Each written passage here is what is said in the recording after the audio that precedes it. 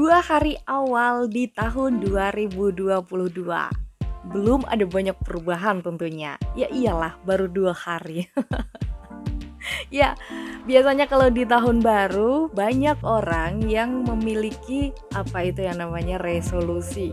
Pokoknya mau kecapean atau enggak, yang penting sah-sah aja kalau kamu mau buat resolusi di tahun yang baru ini. Nah, beberapa orang juga mungkin mengalami kegagalan untuk bisa menepati resolusi di tahun-tahun sebelumnya ya. Ada juga yang nggak terlalu komitmen, pokoknya punya resolusi tapi nggak terlalu pelihara atau dilaksanakan resolusi itu. Jadi ada beberapa cara sebenarnya yang bisa bikin kamu semangat untuk menepati resolusi yang kamu buat sendiri. Masa iya bikin-bikin sendiri, dikhianati sendiri? Jangan dong ya. Kita harus mulai belajar komitmen mulai dari diri sendiri. Yang pertama, gimana itu caranya? Ini aku kutip dari tribunnews.com ya. Tuliskan saja resolusimu itu di buku harian. Kalau kamu nggak ada buku harian, ya pokoknya ditulis di kertas, terus nanti ditempelin di tempat-tempat yang bisa kamu lihat dengan mudah setiap harinya. Jadi resolusi kamu tidak hanya akan tinggal di kepala. Lebih baik ditempatkan, ditulis di kertas biar kamu bisa selalu ingat ya. Dan tentunya akan ada hati ataupun semangat untuk mencapai resolusi kamu. Penelitian telah menemukan orang yang menuliskan tujuan mereka 42% lebih mungkin untuk bisa mencapainya. Kamu bisa menyusun jadwal kamu untuk bisa dilakukan, dan akhirnya itu akan menjadi sebuah kebiasaan, dan resolusi kamu bukan mustahil untuk bisa tercapai di akhir tahun besok ya. Untuk yang kedua, kerjakan setiap hari.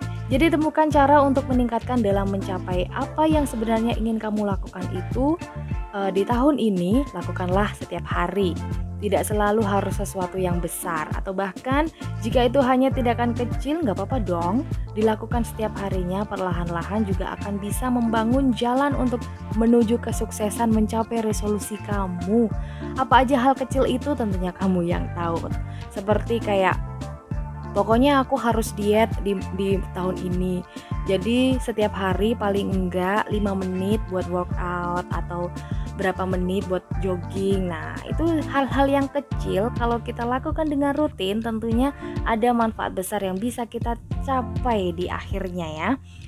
Yang ketiga, kalau tadi sudah berusaha dengan hal-hal kecil, lantas pantau kemajuan kamu. Jadi kamu juga bisa memantau kemajuan-kemajuan maupun hasil-hasil yang sudah kamu usahakan yang tadi.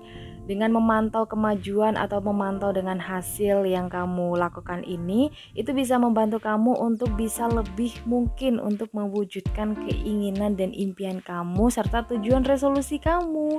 Ya dong, seumpamanya kembali lagi ke misalnya nih diet. Kamu udah diet beberapa hari, ya untuk jalan memantaunya ya kamu timbang badan kamu udah turun berapa ini atau malah tambah naik. Nah, itu bisa lebih menambah menambah semangat kamu untuk bisa diet lebih ketat lagi. Next, ada self reward di sini yang harus kamu lakukan. Ternyata nih dalam Blueprint Psikologi Kepribadian dan Sosial ditemukan kalau mereka yang segera menghadiahi diri mereka sendiri setelah melakukan suatu kegiatan untuk mencapai tujuan itu cenderung bisa membuat mereka fresh lagi pikirannya, nggak terlalu berkutat dalam tujuan-tujuan yang mungkin bisa bikin pusing ya. Jadi setelah kamu, contohnya nih, ini contohnya aja. Contohnya kamu sudah bekerja keras selama seminggu. Nah, kamu patut untuk mendapatkan self reward dari diri kamu sendiri. Kalau kantor gak ngasih self reward, itu artinya tugas kamu untuk melakukannya ya. Gak usah mikirin kantor kayak gimana ya. Yang kelima, jangan beritahu siapapun. Kamu punya resolusi ini, itu si A, si B. Jangan sampai kamu kasih tahu ke teman-teman kamu, agar kamu bisa fokus dengan resolusi kamu itu sendiri. Dan jika kamu memberitahu orang lain tentang tujuan kamu ini, malah justru nanti kamu gak akan bisa bekerja keras untuk mencapainya. Kamu malah nanti bisa dipengaruhi oleh orang-orang yang kamu ceritain soal resolusi kamu itu. Jadi lebih baik kamu keep silent aja. Nah, mungkin di antara kita ada yang nggak bisa keep silent dan justru malah butuh semangat ataupun support system gitu kan ya demi mewujudkan resolusi kamu. Kamu bisa masih boleh untuk cerita ke orang-orang terdekat kamu soal resolusi kamu ini. Contohnya ke pasangan, ke kakak, adik maupun ke orang tua. Jadi mungkin mereka bisa mendukung kamu dengan resolusi apa yang akan kamu capai ini. Jika kamu nanti kendor dalam mewujudkan resolusi, mereka bisa menjadi cambuk semangatmu. So sweet apa? Kurang so sweet. Ini udah so sweet banget ini ya.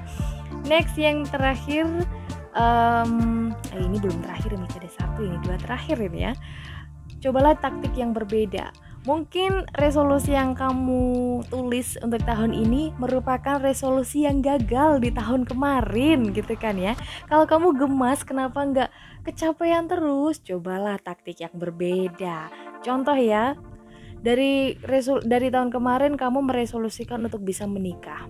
Tahun kemarin belum bisa nikah, kamu jadikan resolusi di tahun ini untuk menikah. Kenapa tahun-tahun kemarin masih gagal? Nah, kamu harus menempuh cara yang lain. Dengan cara apa itu? Ya, jebak-jebak aja deh pasangan kamu itu biar mau nikahin kamu.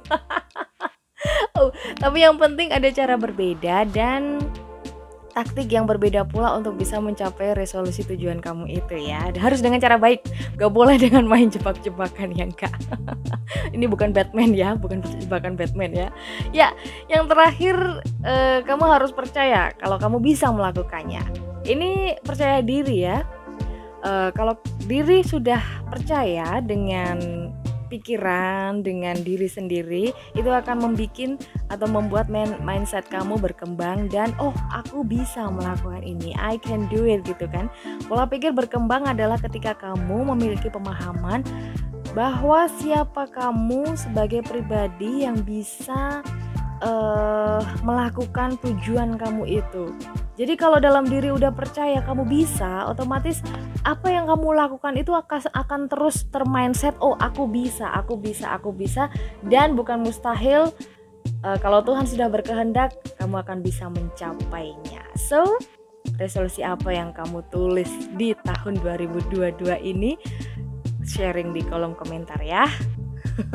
Aku Delta Gonzales, terus stay tune di Tribun News Podcast.